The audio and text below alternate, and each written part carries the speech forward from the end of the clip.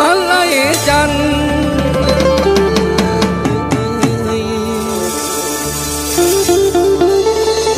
พันลงชัวสายของตาเดียวมองแล้วว่าอยากมอยอมยืนสาวน้องคือน้องให้เลี้ยวมองไอ้เด้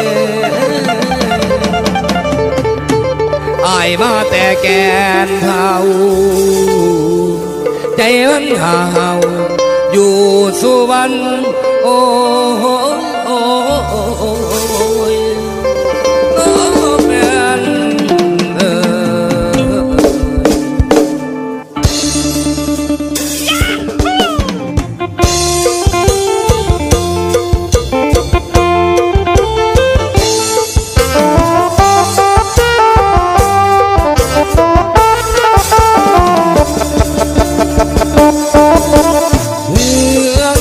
เจ้า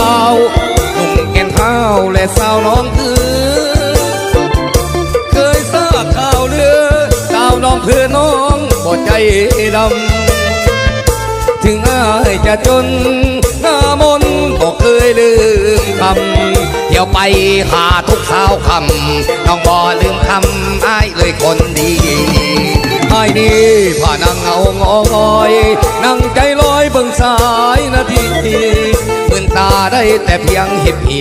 เบิ่งสายนาทีบ่เต็มหน่วยตา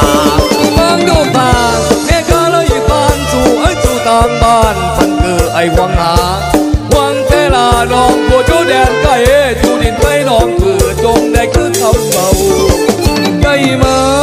พวกเจ้าบุญส่งเหือแก่นเท้าน้องเพื่อเคยได้จับมือ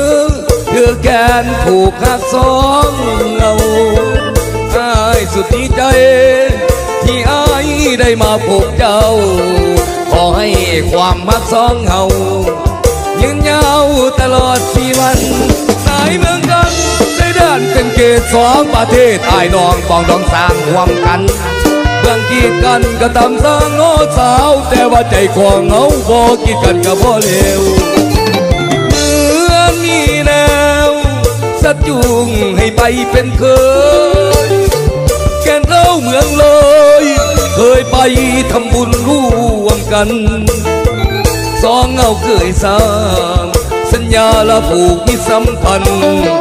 เทวาเบื้องบนสวรรค์พันดานบ่เนื้อบุญคุณ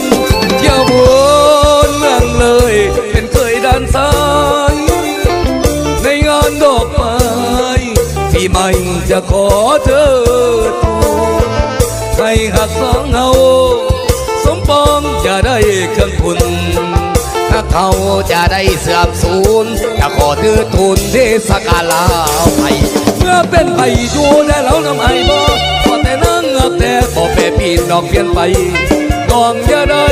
พี่ไม่ใจสองมาปะของความหักต่อกันอย่าไม่มา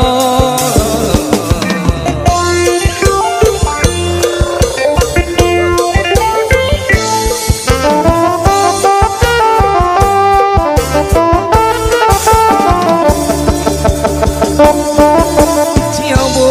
นเมืองเลยเป็นเคยด้านซ้ายในงานดอกไม้ปีใหม่จะขอเธอทูลให้หักสองเงาสมปองจะได้ควรคุณถ้าเขาจะได้เสื่อมสูญจะขอเธอทูลเทศกาลาไทยเมื่อเป็นไผ่อยู่แล้วเราน้ำไอ้บ่พอแต่นั่งแต่บ่แปรปีนอกเปลี่ยนใจน้องจะได้มีไหมใจสองมาปากของความหักต่อกันจะไม่